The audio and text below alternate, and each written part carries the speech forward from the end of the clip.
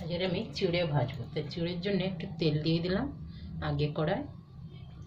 তেলটা একটু ভালো করে গরম হোক, এক এক চিনে বাদামটা ভাজবো আমি। এখন আমার তেল গরম হয়ে গেছে, চিনে বাদামগুলো দিয়ে দিলাম। একটু ভালো করে ভেজে নেবো লাল লাল করে। এখন আমার বাদাম ভাজা হয়ে গেছে, আর উঠিয়ে নিলাম। তেলের মধ্যেই একটু সর্ষে দিয়ে দেবো, একটা শুকনো লঙ্কা, একটু কারি পাতা দেবো, দিয়ে একটু ভেজে নেবো ভালো করে। এখন দিলাম শুকনো লঙ্কা, কটা কারি পাতা দিয়ে দিলাম। শুকনোই ছিল কারি পাতা আমার কাছে, তাজা নেই।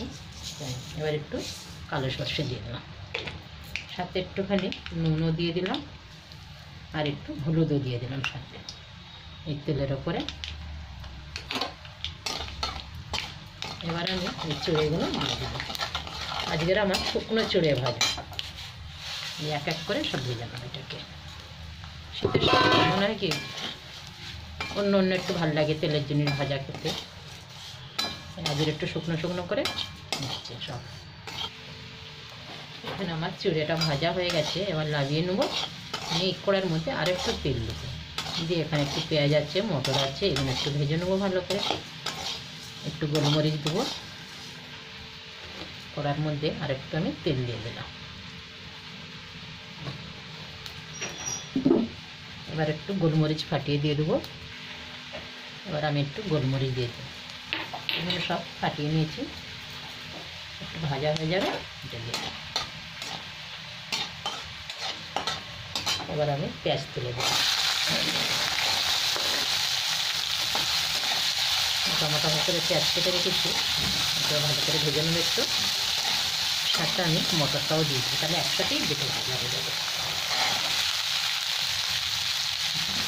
হালকা একটু নুন দিয়ে দেবো, একটু আর হলুদ দেবো না।